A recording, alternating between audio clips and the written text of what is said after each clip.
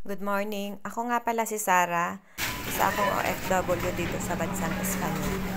Ang araw na ito ay special at kami ay merong cell group. At dumaan nga ako dito sa may Mercadona para bumili ng isang cake para doon sa celebrant na medyo matagal na nga ang kanyang birthday pero hindi namin na-celebrate. At napili ko nga itong Arandanos na keso.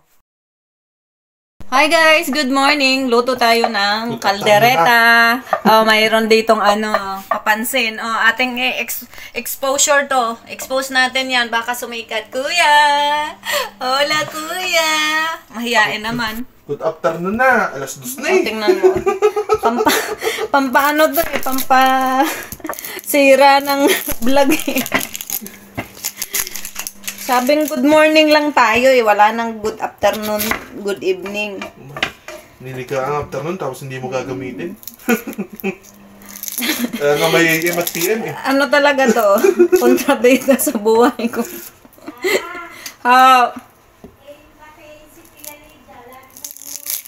Ay, Tia Lydia, kamusta po? Shout out naman sa inyo. Ay, arehong apo nyo.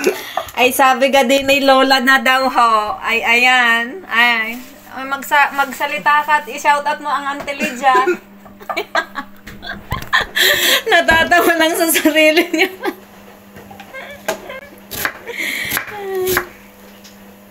Ay, Tia, kamusta ka po?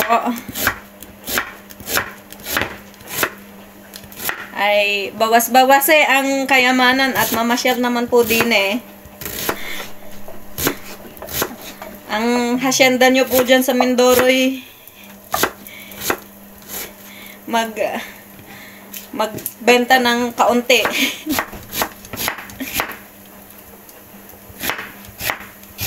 So, sabi ni Kuya, may bawang daw. So, kapag ako'y naggagawa nitong kaldereta ay wala. So, itong sa kanya ay mayroon.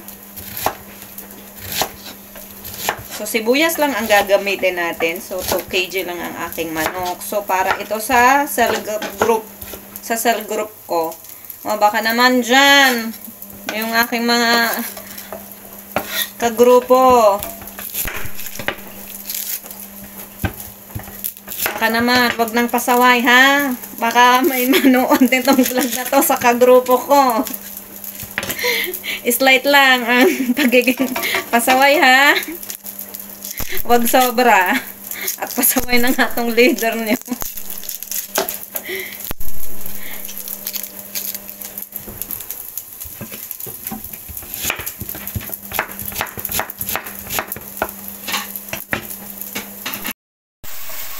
So, maglagay tayo ng 2 buong sibuyas. Oh my goodness. Talagang sa vlog ko pa talaga nag... Ayan ang ating mga ingredients, ang ating special cheese para sa pasta. So, pwede na yon.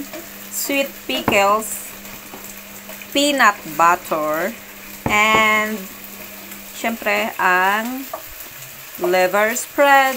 Sili. At saka toyo. Yan. Shout out sa mga toyoin dyan.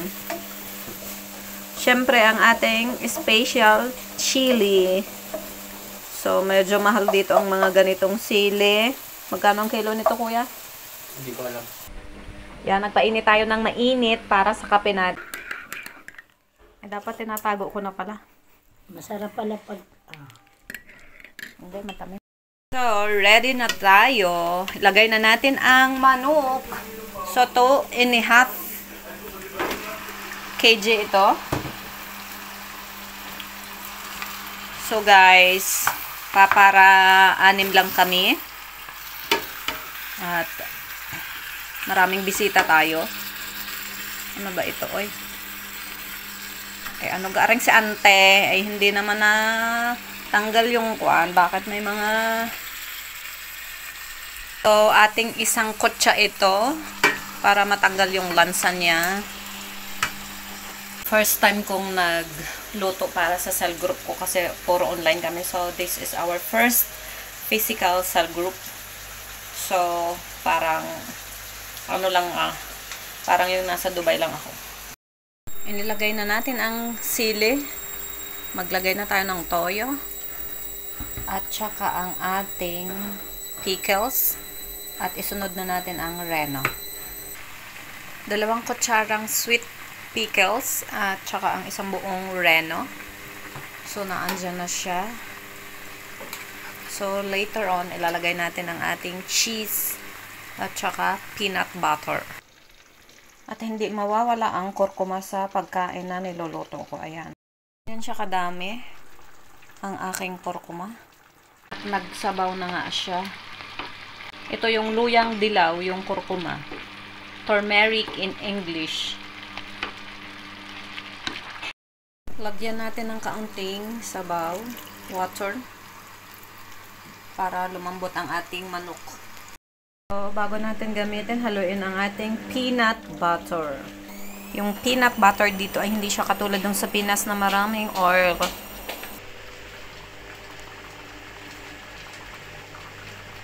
So, maglagay na tayo ng 2 kutsarang peanut.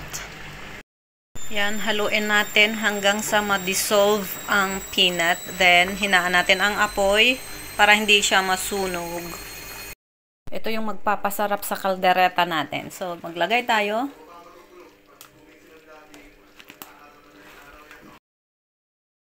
Habang inaantay natin ang kaldereta na maluto at lumambot, ayan, naglinis nga ako, nag-vacuum ako at minsanan lang naman akong maglinis.